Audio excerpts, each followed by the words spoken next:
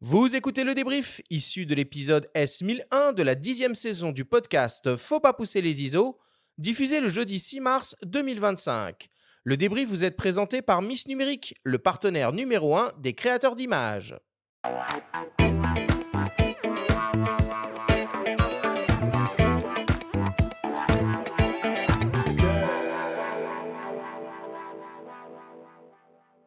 Nous sommes toujours avec Mathieu Lepage de la boutique Amara de La Roche-sur-Yon pour cette discussion autour de la construction d'un parc optique, pour cette discussion sur les viseurs électroniques. C'est le moment du débrief qui vous est présenté par Miss Numérique, le partenaire numéro 1 des créateurs d'images.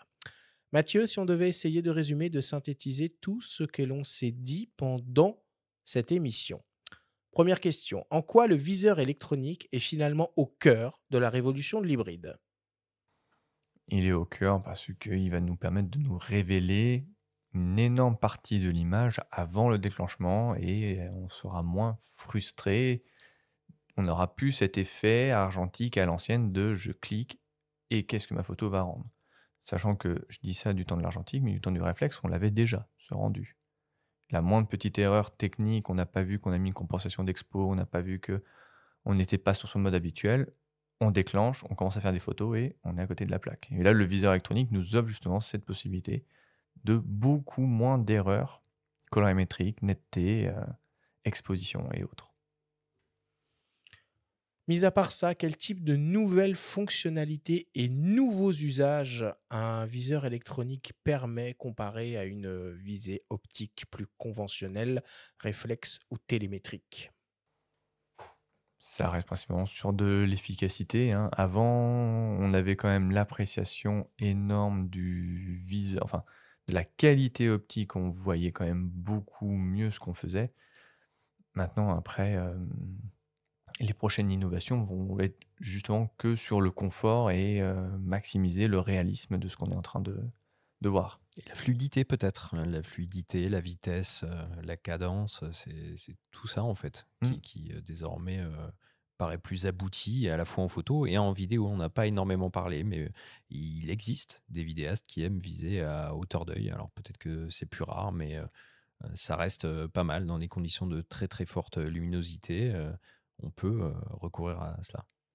Et j'ajouterais même que, en termes d'autofocus ou plutôt de manuel focus, Mmh. les viseurs électroniques ont ouvert un peu la boîte de Pandore et permettent, voilà, d'utiliser n'importe quel type d'optique, aussi vintage qu'elle soit, Mmh. qu'on peut, mécaniquement monter sur n'importe quel hybride et exploiter de manière très ludique, très simple, très rapide, très efficace avec les assistants numériques, à mise au point manuel que sont, comme on l'a évoqué, le zoom dans l'image, potentiellement, comme tu le disais là sur le Fuji, le télémètre Le numérique, stigmomètre le électronique, stigmomètre Stigmomètre. électronique, pardon, et un peu barbare mais assez fun. le plus connu étant aussi, la fonction de focus Picking. picking. Mathieu, est-ce que tu peux nous lister les caractéristiques importantes d'un viseur électronique? La luminosité, le respect bien sûr de la couleur. Alors quand on dit respect de la couleur, c'est respect de la couleur de ce que je vois, je déclenche et ce que je vais avoir. On va avoir le taux de rafraîchissement pour avoir justement une meilleure fluidité ou pas de l'image. Et puis après, on en a parlé un petit peu vite fait, justement la qualité, des verres qui vont être mis devant cet écran et bien sûr, bah, forcément la qualité finalement de l'écran, du viseur.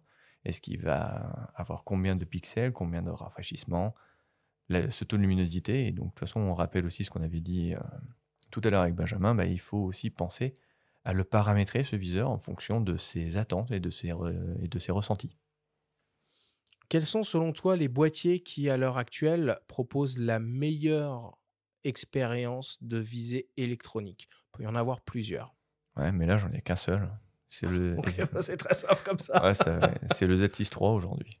Ouais. Aujourd'hui alors après Z6 III, c'est c'est le même viseur que le Z8, mais après c'est vrai que c'est le Z6 III que j'ai étonnamment le plus utilisé dans des conditions vraiment très mauvaises. Il a une meilleure définition que le Z8 d'ailleurs. Il Ouais, est à il est meilleur, ouais. 5,76 contre 3,68 millions de pixels, pour Ouais, parler de chiffres, hein. oui. Et ça montre bien, c'est intéressant, que, peu importe, le niveau de gamme, etc. Là, on a un boîtier qui est situé en milieu de gamme, on va dire, ou entre les univers amateurs et pro, qui a une meilleure définition que son aîné. C'est rigolo, mais c'est vrai. C'est rigolo, mais c'est ainsi. Et j'en reviens à ce que je disais aussi, c'est que l'impression, le ressenti, essayez les boîtiers, visez, Ah oui. essayez.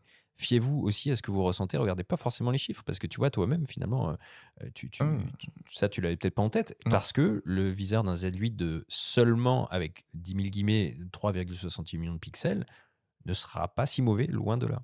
Non, bah, après, de toute façon, personnellement, le viseur, je m'y adapte parce que de toute façon, en utilisant personnellement un XT5, le viseur n'est pas extraordinaire, mais de toute façon, après, on arrive de toute façon par s'y faire. Mais justement, même pour juste un autre boîtier, de toute façon, l'A9 III a aussi un viseur d'un grand confort après. Mais je vais pas trop m'éterniser en disant est-ce qu'il est meilleur qu'un Z6 III, je pourrais pas le dire, je ne l'ai pas utilisé assez longtemps pour ça. Ok. Qu'est-ce qu'il a de spécial, le viseur hybride proposé par Fujifilm sur les séries X100 et X Pro? Ah bah, de toute façon, sa particularité, c'est qu'il va nous proposer la visée et optique et électronique, et les deux en même temps. Donc, de toute façon, en optique, on aura la chance d'avoir le hors-champ, donc voir un petit peu plus large que prévu. Donc, avec bien sûr un encadrement pour nous montrer la focale utilisée, et on verra un petit peu les bords, pas de manière très nette, mais c'est juste des titres indicatifs pour aider au cadrage et à l'anticipation. Et après, on va justement pouvoir switcher avec un viseur entièrement électronique pour justement avoir ce confort alors, dans le cas de Fujifilm, de simulation de film, mais aussi bien sûr, est-ce qu'on a bien exposé, est-ce que la mise au point est bien réussie. Et viser à 100% aussi. On Et, n'a pas et- forcément visée optique, parce qu'on exactement, on s'en ouais. rapproche de plus en plus au fil des générations, mais on n'est pas sur une visée à 100%.